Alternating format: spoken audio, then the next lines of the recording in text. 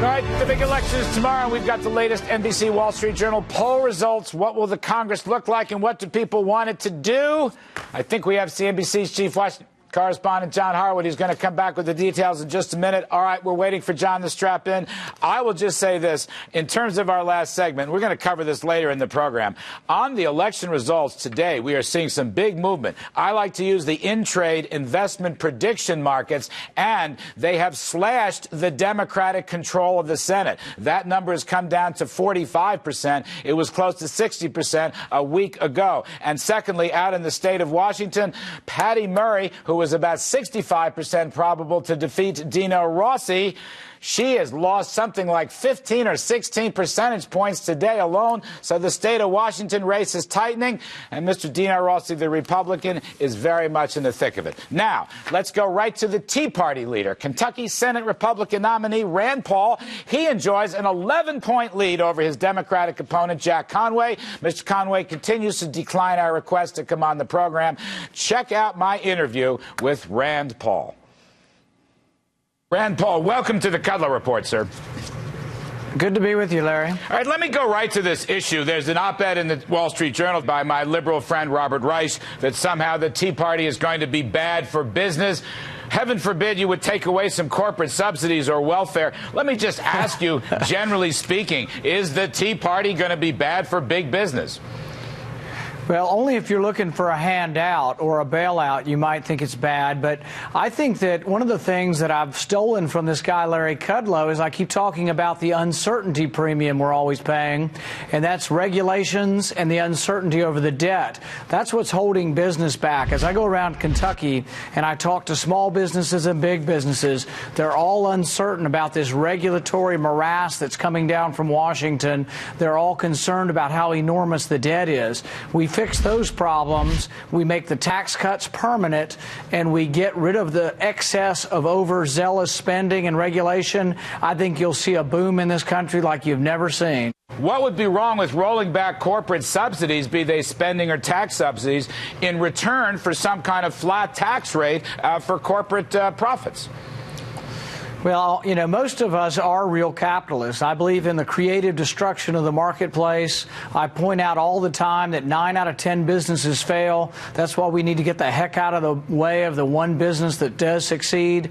But also, one of the things I've been talking more and more about is that I think we should have automatic sunsetting of regulations unless they're approved by Congress. So many of these rules are piled on by unelected bureaucrats. I'd like them all to expire within a certain period of time if they're not voted on by Congress. That way we get back to having congressional oversight on regulations, and that's really where the problem is. In the EPA, for example, we haven't had a big change in laws from Congress, but the EPA under President Obama is just explicitly anti-business and anti-coal. Even without Congress changing the rules, the EPA has changed the rules on their own. Rand, in your Kentucky race, do you have business support?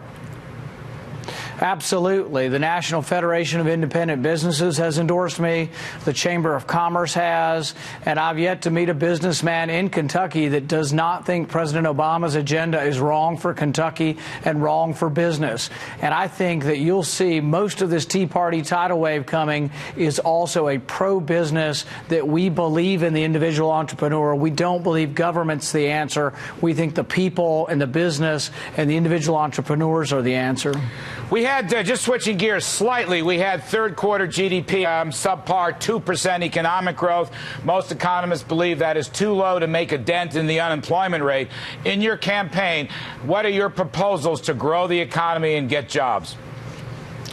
Well, my biggest concern right now, and I think it's not being talked about enough, was the banking regulatory bill. Everyone I talk to says it's more difficult to get loans for businesses in Kentucky and throughout the land. I say over and over again, no banks failed in Kentucky. It wasn't a problem with our local banks. It was a problem with government banks. Fannie Mae and Freddie Mac were 80% of the problem or more.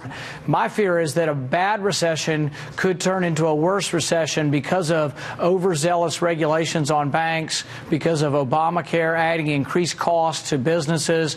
And I think you may see more unemployment because of these regulatory bills that have come out of Washington.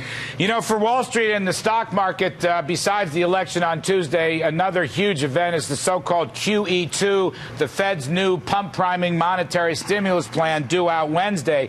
You have been a critic of the Fed.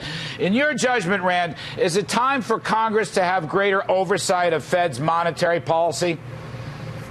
Absolutely. I think we need to audit the Fed. 330 members of the House signed on to audit the Fed, and yet we didn't really get a good audit. You know, the Federal Reserve, what I tell people is that once upon a time your dollar was backed by gold, and then once upon a time your dollar was backed by debt. Now your dollar is backed by used car loans, toxic assets, bad home loans, things that no one would buy now back your dollar, and the American taxpayer deserves to know how much of the dollar is backed by toxic assets, and I don't think it's a good idea to be buying toxic assets as a backing for your dollar. Again, my liberal friend Robert Reich accuses you in the paper of wanting to abolish the Fed. Your reaction? No, I'm not really calling for that. I'm calling for a first step, and that's to audit the Fed. But I do say in a lot of my speeches that interest rates are probably the most important barometer and indicator in the marketplace, and that interest rates are a little bit like insulin in the body. You eat a big meal, your blood glucose rises, but then insulin rises, and you get what's called homeostasis. The same thing happens in an economy. As an economy heats up, the competition for the money drives the price of money up, and that slows the economy down.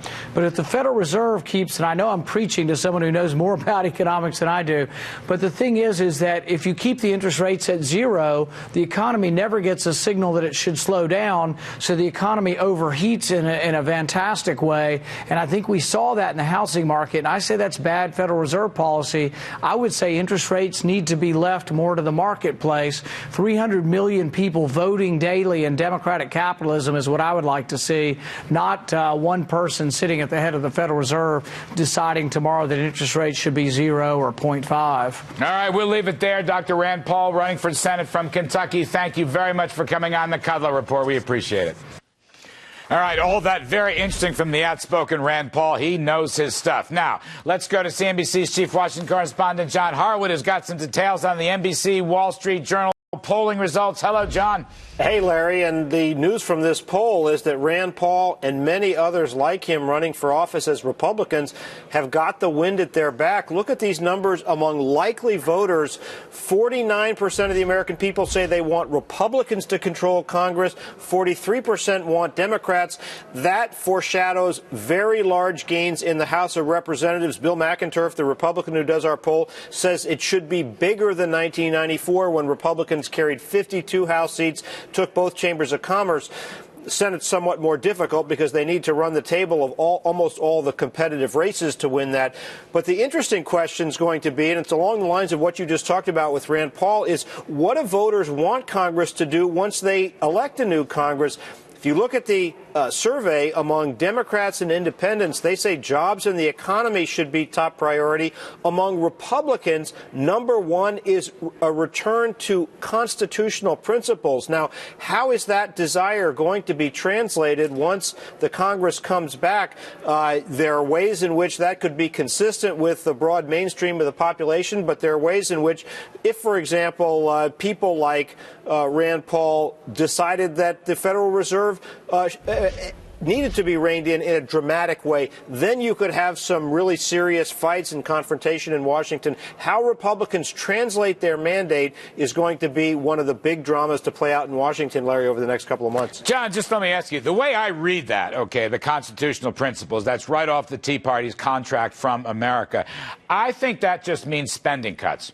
And I think out loud that if the GOP gets the 55 to 60 seats in the House and the Senate is evenly divided, there's going to to be a huge push, probably bigger than anybody thinks, for major across-the-board spending cuts, John, like a 20% spending cut. Am I wrong about that? Isn't that the easiest way to get the limited government, the constitutionally limited government message across? Well, if you're right, Larry, and that is how that mandate is translated, I think that is pretty comfortable territory for Republicans to be on. Now, we'll see what those spending cuts are and how that battle plays out, because we certainly remember what happened when Newt Gingrich and Bill Clinton went at it over Medicare, Medicaid, and environmental cuts. And Bill Clinton, at the end of the day, won that fight.